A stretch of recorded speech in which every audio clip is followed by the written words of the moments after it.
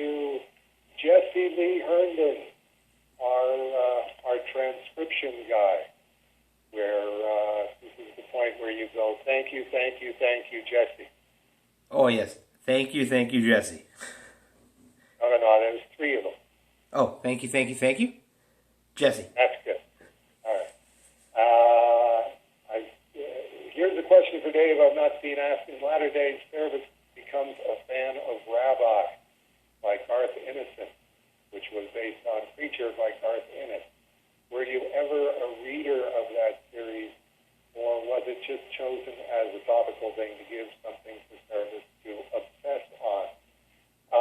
I thought it was a weird kind of idea to turn a Christian minister into the psycho that Preacher was, and that was just me sort of riffing on the idea and going, does this become less palatable and less politically correct if the character is a rabbi instead of a preacher? No, I was never a reader of the series. I think somebody gave me a few issues to read, and my only real connection to it was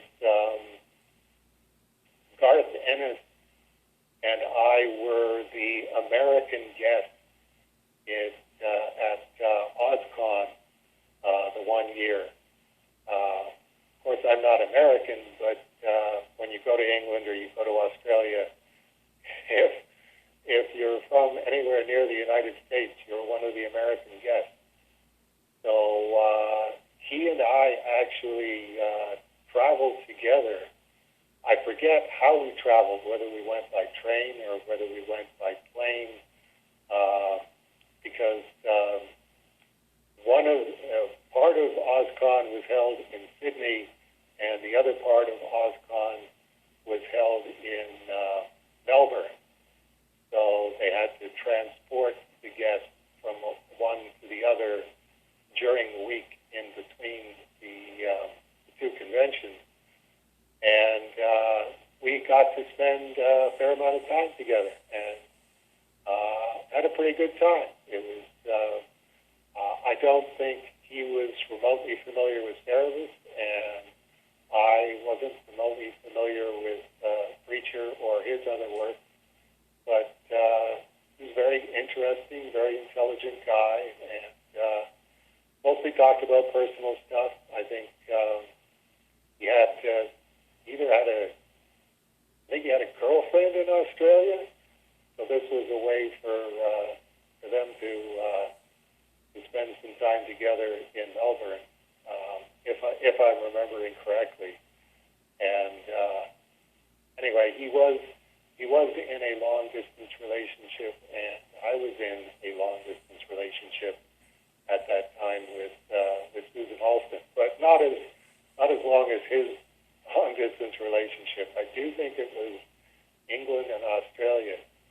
So that was just sort of a well, I'll tell you, I'm not going to do too much with Preacher here, and it's going to have far less to do with Preacher than it's going to have to do with Superman as Messiah, Superman as Rabbi. But definitely a nod and a tip of the Dave Sim cap to Garth Ennis. Okay, and then we got Jeff Seiler. Dave, having just gotten about a page and a half into what Matt posted of the essay by Stan Drake about layout of any given page, high altitude mapping with a question mark, he says, I'm wondering how much time would you routinely take after lining the panels? Yeah, lining the panels and staring at the page. And yes, I know that you did layouts in your notebooks, but still, before you figured out the angles, density, lighting, etc. I mean, I own that framed Sanctarum page on which King Krull is talking to his minion. On that original art page, the rain is mostly blue. The positioning of the characters is remarkable, although the panel structure would get a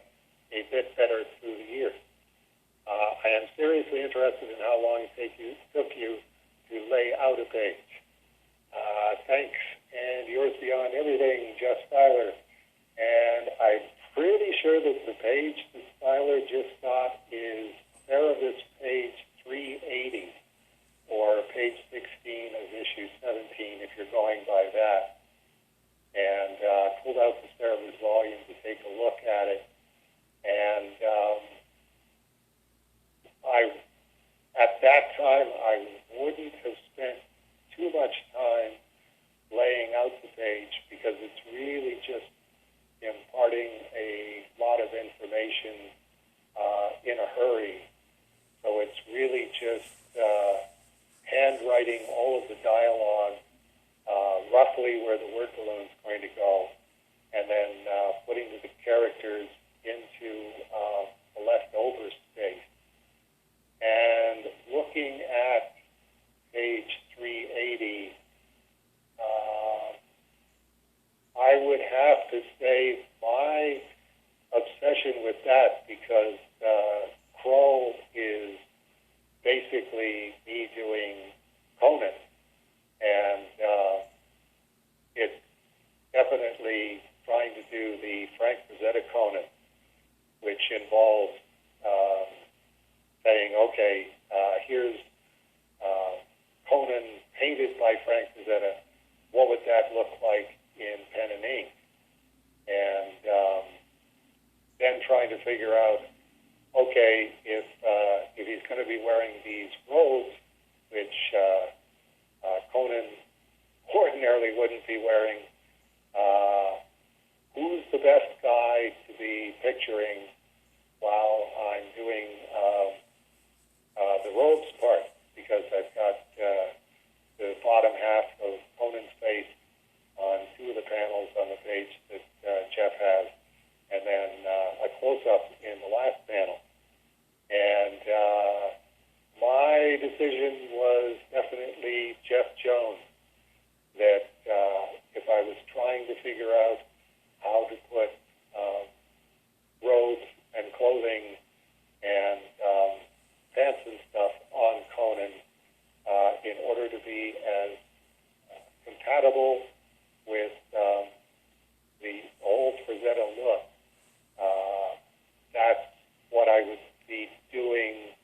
And I'm not particularly happy with what I was doing, but that's one of the reasons when I brought in 30 Fleagle and 30 Drew about a year later, that was definitely one of those Daffy Duck, let's try that again. But this time, let's really try and figure out what Jeff Jones looks like. Let's get our mind off of Frazetta and get our mind onto Jeff Jones. So I would say very little time on that page in terms of the layout. How long did I take to lay out the page? Because I was mostly picturing, okay, how do I do Jeff Jones textures? And the brushstrokes on the folds in the clothing are just way, way too close together for Jeff Jones. He was far more of a minimalist when he was inking that kind of stuff. So it's really a matter of looking at my Jeff Jones black and white folds and stuff and just not quite getting it. I got it a little better on issue 27 when I was doing 30 Drew and 30 Fleagle. But there really isn't a typical layout page. Sometimes the layouts go very, very quickly, and you definitely want to jump in and start inking as soon as you possibly can.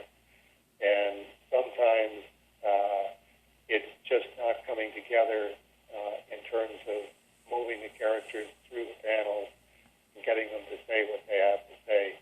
This one, like I say, is two separate problems. Just I want to move them from point A to point B, explain some of the background on the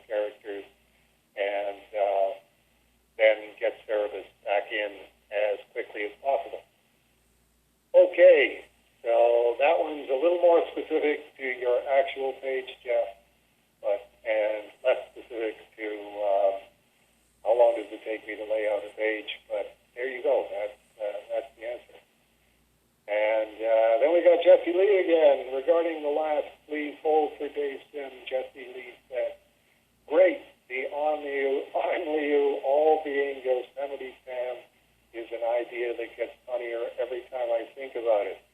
Makes me wonder if Elrod's race from Melvin Bone, if they had existed, would have all been Foghorn Leghorn. And then you and Tyler go at it.